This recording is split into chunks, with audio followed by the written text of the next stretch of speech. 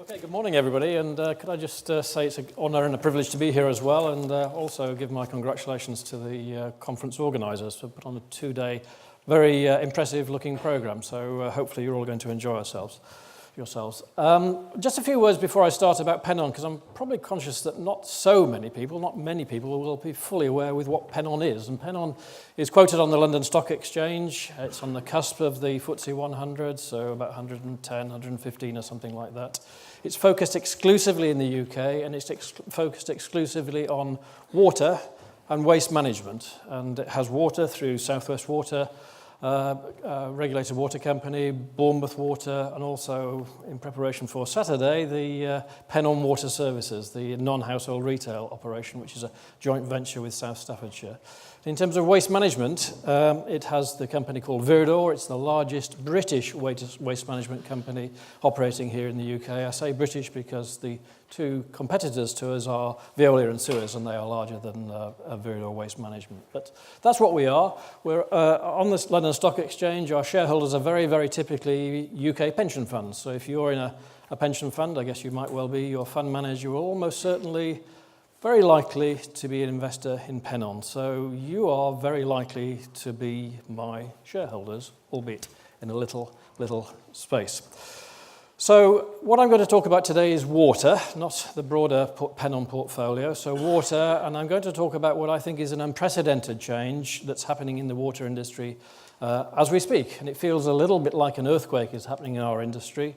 And I'm going to talk about what that is, the focus on what the elements of success might be, and some thoughts about the future. And it'll be focused very, very narrowly on the new world of and how we interact with our customers. So quite a narrow focus compared to our previous two speakers. So just thinking about that profound change, that significant change and that profound change, I would call it, I guess to my mind the catalyst or the crystallization of that change was the Water Act in July 2014. It says here, and I'm sure probably many other commentators have said, it feels like the most significant change since privatisation. It's obviously talking about the introduction of market forces. It's obviously deregulation of the non-household retail market, which is opening on Saturday this week. And also looking at further reform, so-called upstream reform, deregulating sort of water management, water resources, deregulating possibly the way we treat sludges or biosolids as it's called, and also introducing through direct procurement different models for delivering for our customers. The price review in 2014 also helped facilitate that change, and really the separate revenue controls already started to segregate out the water business into what we're calling, and you heard me talk about it, retail operations and also wholesale operations. And that change is quite significant. But interestingly, and finally on sort of this part of my talk, is the fact that the government signalled a change in attitude to consolidation, merger and acquisitions within the sector. So this is important because traditionally there has been consolidation, but the government's been rather hesitant to approve such a thing. It signalled a change in direction, saying that if it was in the customer's interest, that was now something that could be contemplated. And I mentioned Bournemouth Water, and I think that following the Water Act, the acquisition of Bournemouth Water by Pennon Water was one of the first things to happen in this space. But it's important because no longer have management team shareholders got the ability just to sit there with a 25-year rolling franchise.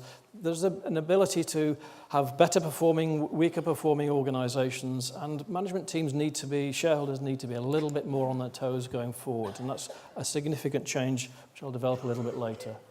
Just some reflections on the price review, and as I say, I think that was a huge philosophical, and that's why I say quite profound change for our industry. And one thing it did, and one thing it did very, very successfully, is re-establish that primary relationship between the company and its customers. And for no particularly good reason, since privatisation, the primary relationship had defaulted to being the regulator and the company, Ofwat and the companies. And you could hear companies saying, we can't do that because the regulator won't allow, or the regulator hasn't approved. You could hear the regulator saying, well, the customer service standard for X is such and such. They knew best. And for no particular reason. It isn't the company's fault, it isn't the regulator's fault. We needed to re-establish that. So you've heard talk about engagement with the customer like never before, and I think there was a step change in that. You've heard more about outcomes, working out what the outcomes are for the customers. If you can deliver a business plan, if you can create a program going forward which is going to satisfy our customers going forward, you'll get a reward and an incentive mechanism. So much more use of incentives. Much more risk-based reviews. If you do a good plan, well-researched into customers, well-researched into evidence of what they require, you might well get a lighter touch regulation and a focus on market mechanisms. So the whole of that was a significant and profound change to the industry. At the same time, there was a debate about legitimacy. So what about outperformance? We're all incentivized to outperform. Is there a fair and equitable balance between what shareholders would get out of outperformance and what customers would get out of outperformance? A real emphasis on boards doing the right thing, board governance, effective board governance structures, a real shift in emphasis in 2014. And I've talked about nudge regulation. I've made that phrase up. I don't think it really exists, but rather than the traditional way of filling in spreadsheets, data request forms, proving whether we're outperforming, proving whether or not we're sharing that equitably, much more use of public pressure, much more use of social media by regulators, by governments, challenging boards to say, are you doing this sensibly? Are you doing this fairly? So going up to the last election, going up to the last price review, most of the companies, the water companies, didn't take their full price allowance. They didn't cap their price, they didn't go up to the full cap of their prices because of that sort of more sophisticated, more effective in my mind, sort of nudge regulation. So the other change and the other element which was going on at the same time, many of the sort of challenging the investment proposition. As you know, our shareholders, you are looking for a return on your pension funds. You're looking for a fair and equitable return on your pension funds. You basically want a predictable, reliable, index-linked return. Many of the building blocks which attract investors to our sector were being challenged. I'm not saying we change completely, but shifting away from RPI as an indexation towards transitioning towards CPI or CPIH as an indexation. Looking at deregulation, and I've called it RCV carve-out, so the regulatory model which is interesting for our investors, that's been reduced in size by deregulating bits of it, so the pie is getting smaller. So all of that was quite a significant and quite a profound change, and what I'd like to talk about this morning is how I think the industry and the water sector should respond to that change, how it should deal with that change, and give some ideas of my thoughts and themes about how we'll go forward.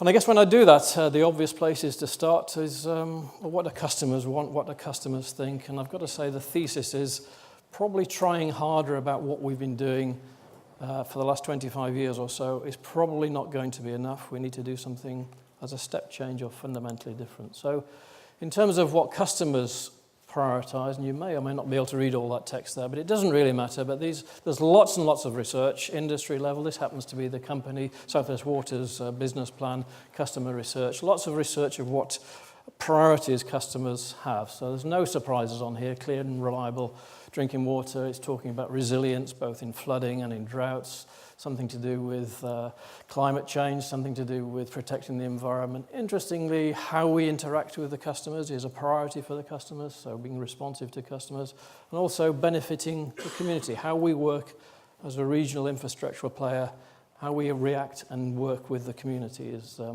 is certainly an important theme for customers at the moment and going forward. So that's what customers are prioritising, that's what customers are looking for. How do we move forward, and how do we, as I say, I think the thesis is just trying a little bit harder, tightening our belt, seeing if we can do better is one way, but I'm not sure it's going to be the real way forward. So how do we make a step change? And I've got to say, most people smile when I put this slide up. I've used this slide before, and I don't know if you've been on management courses or where, perhaps earlier in your career you might have been on management courses where the facilitator says, tell me something about you which nobody knows about you. It was an icebreaker for the event, and it feels a little bit like this. So here is my icebreaker moment. Here is something that nobody knows about me. I used to have a yellow Mini, like that Mini. Now, I can imagine you're all thinking, Mr. Bean, something very uncomplimentary about me, how I am and how I might be. But I used to have a yellow Mini, and let me tell you why I've put that picture of a yellow Mini on there. I am an engineer. I don't really like doing car maintenance. In fact, I used to hate it. When I was younger as a student, that's all I had to do. I had to do that. But as soon as I could afford, I went away to work in Canada, came back with some money, decided to buy that yellow Mini. Not particularly that one, but one very similar to that yellow Mini. And I can remember very, very, very clearly when I went to pick up that yellow Mini. This was the end of the 70s, by the way. The salesman or the chap that was handing it over to me said, well, you know, this is a new car and there's bound to be lots of things wrong with it. There's teething problems. And what I want to do to you, what I want to do for you is you write a list of all the things that are wrong, and I promise you, you'll come back in a month's time with your list, I promise you we'll fix those things for you. And I've got to say, I just wasn't very happy with that, and I was thinking, that's not really great customer service. And I've got to say, this is at the time when British Leyland had about a third of the market share. UK was probably 90% of the market share. And what was happening at that time, the Japanese were coming, Datsun were coming with their Datsun Sunny, I think it was. And they had a quality control department. They weren't relying on the customers to be their quality control department. And there was nothing wrong with their cars when you handed them over. And you got a 3-year warranty as well. And of course, you know what happened then. The market share went from 30% to, well, it was 40%, 30%, 17, 13, and now they don't exist. So what I wanted to say about that was, if you think about it, in the utility sector, in the water sector, we're not a million miles away, I'm sorry to say, from that model. We have call centres. You all have call centres. And the idea of a call centre is the customer rings up and says, my water pressure's a bit low today, or it's a bit cloudy today, or there's a manhole in the street that's popping, or I'm not happy with the bill. And we pride ourselves. We have KPIs. We have system, SIM measures in the companies with the regulator saying how quickly we answer the phone, how quickly we fix things. But it's the same business model as that, which is we expect our customers to be the quality control departments for us. And we don't know that we've got low pressure. We don't know that we've got cloudy water today. So what we should do is redesign our business around that concept, which is no longer using our contact centres or call centres as inbound call centres. We need them to be outbound, proactive, telling customers, we've got a problem, we'll fix it, we'll be done by 4 o'clock. So we need to shift the emphasis away from this inbound complaint quality control department. And I think if you grasp hold of that concept, that's how we need to redesign the water sector going forward for this new world, this new earthquake, as I call it, going forward. So in a simple sense, this is just a very, very simple sense. So no longer being a reactive call center, no longer people coming in telling us what's gone wrong and we'll promise to fix it. We need to reach out. We need to have systems internally to make sure that we can reach out and we can have proactive communications with our customers and give them that faultless and flawless execution. So we need to be proactive rather than reactive. We need to reach out. So if you grab hold of that thought, and as I say, I was going to talk about some of the themes that I see going forward in the whole sector for this change and this sort of slow motion earthquake that I think is happening in the water sector at the moment. I talked about customer focus, and certainly that is a theme for success going forward. Certainly something about partnership working is a theme for working together going forward, and reinventing the relationship between us and our customers. Certainly something about innovation, certainly innovation and moving forward, and certainly digital innovation is certainly going to be an important part. And I've got to say, a lot of people say, the water industry, utilities aren't very innovative, and I guess that might be true compared to, I don't know, Apple or Google. You were just talking about Apple or Google. But we have a lot more innovation than we give ourselves credit for. And you mentioned British Water, and British Water is the organisation which represents the supply chain into the water industry, and also the export arm of British Water. Those companies in that organisation are competitive companies. They live on a competitive stage. They live and die globally on innovation. And how we engage with the supply chain is going to be a source of competitive advantage for us going forward. If we treat that supply chain as a hands-off, give them a tender, screw them down, reduce their profits, we're not going to get the best out of that. So reinventing the relationship between us and what is the supply chain and getting innovation out of the supply chain is certainly a theme for us going forward. Resilience, there's a lot of talk about resilience, and I'll develop that going in a slide or two going forward. But resilience isn't just about climate change. Of course, it is about climate change, but it's more than that. Another theme, efficiency. I guess efficiency is always important. It's for many, many different reasons. One, of course, is to make sure our bills are affordable for our customers and customers in vulnerable situations, but also for shareholders and going forward. And I'll talk a little bit more about that in a moment.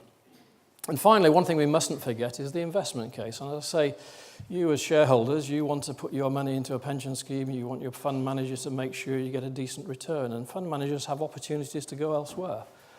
So if we challenge the investment proposition too much, the source of low-cost finance, be it equity or debt, will dry up or diminish, or the cost will go up. And the biggest determining factor on the prices going forward is the cost of that low-cost finance, won't be equity or debt. And I have to say, we are seeing some polarization in that right now. We're seeing lots of churn in the ownership models.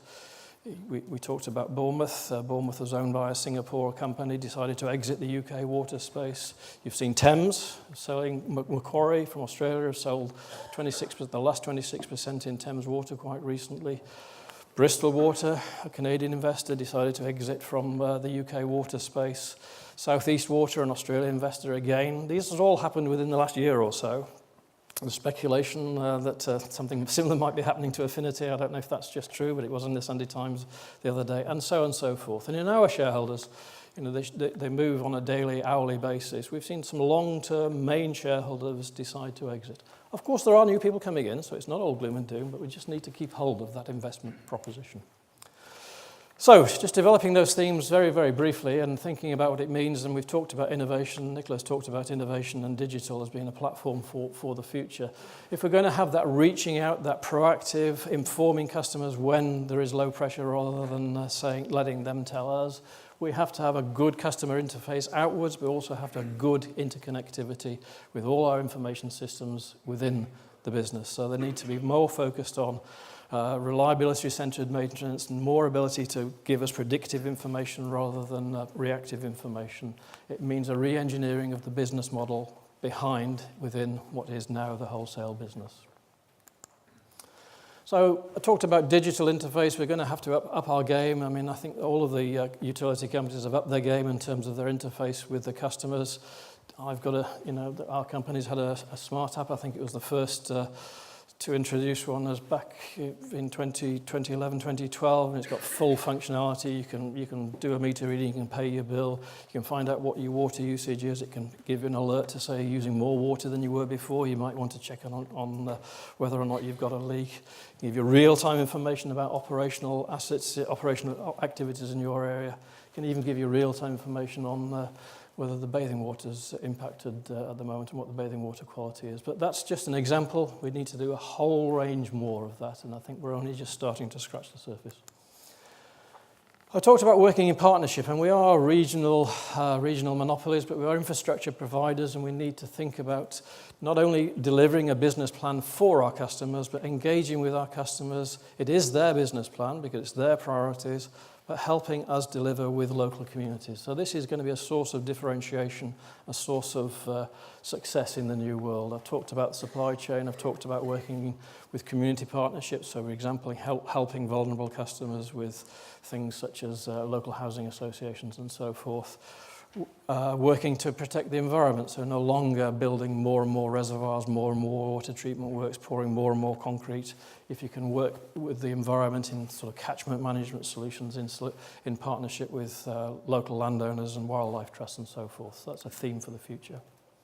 Resilience, another one. I won't dwell on this too much, but certainly a theme or component of success going forward is thinking about resilience. The regulator Ofwat has a new resilience duty, so they certainly have to take that into account. But it is many dimensions. As I said before, it's not just in terms of climate change. Are we resilient financially if there's another commercial shock? Are we resilient in terms of customer legitimacy and customer affordability? Can our customers pay their bills? In terms of governance and decision making, a whole range, and this is a theme that will be essential for success going forward. And just the last one here is efficiency. It's desperately important for many, many reasons, not least of which is customer legitimacy and affordability. But I mentioned before that the government has signalled a slight change. I have no idea what that noise is.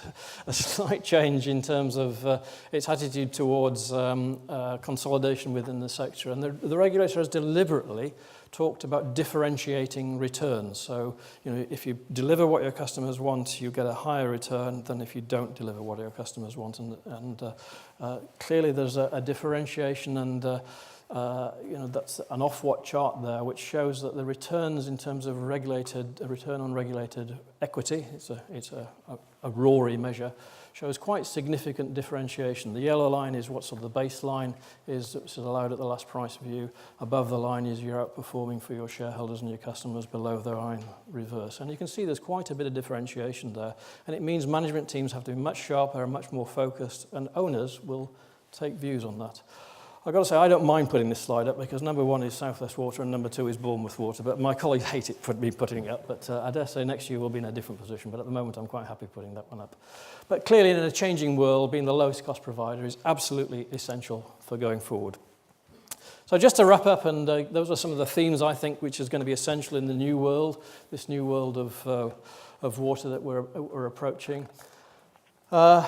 I think, and I always say, we need to just focus on reality because we're getting excited and it's new changes, new challenges coming, new competitive forces coming and so forth. But we do have to remember that water and sanitation is a basic human right. And that's how our customers, how our communities see it.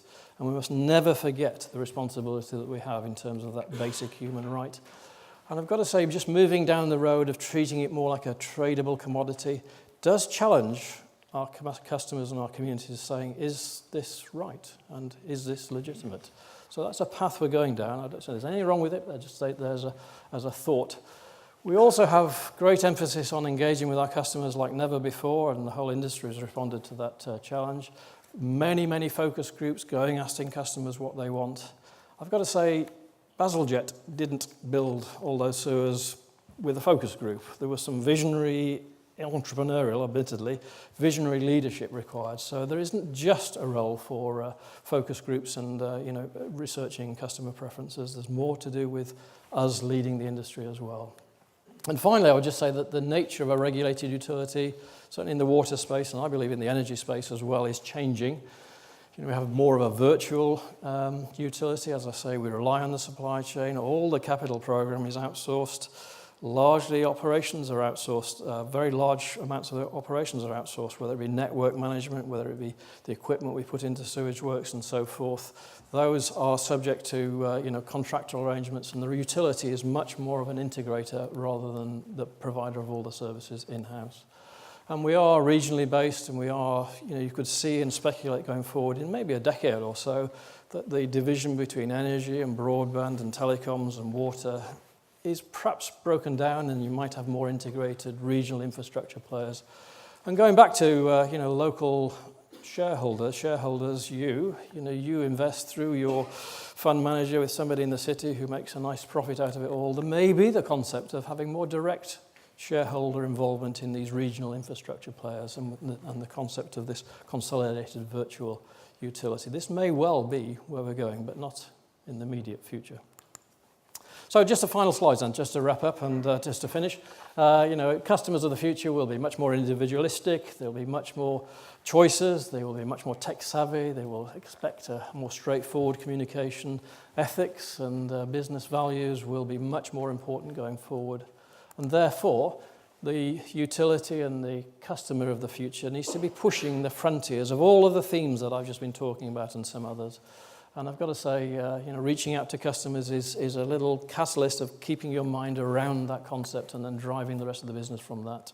Innovation, digitally enabled partnerships, efficiency, flexibility, and resilience. And just as a final thought, I mentioned that this feels like an earthquake that's happening. And earlier in my career, I used to be a diplomat, actually. So I would have been very busy with Brexit going on at the moment. A diplomat working in the British Embassy in Tokyo. And Japan has lots of earthquakes. Every single day it has an earthquake. And I don't know how many of you have been in earthquakes, but my experience is just like everybody else's, I think, is when an earthquake starts to happen, which you can feel, the ground starts to move, the building starts to sway, and you just go through your mind, and this might last a minute, 2, 3, 4, 5 minutes sometimes.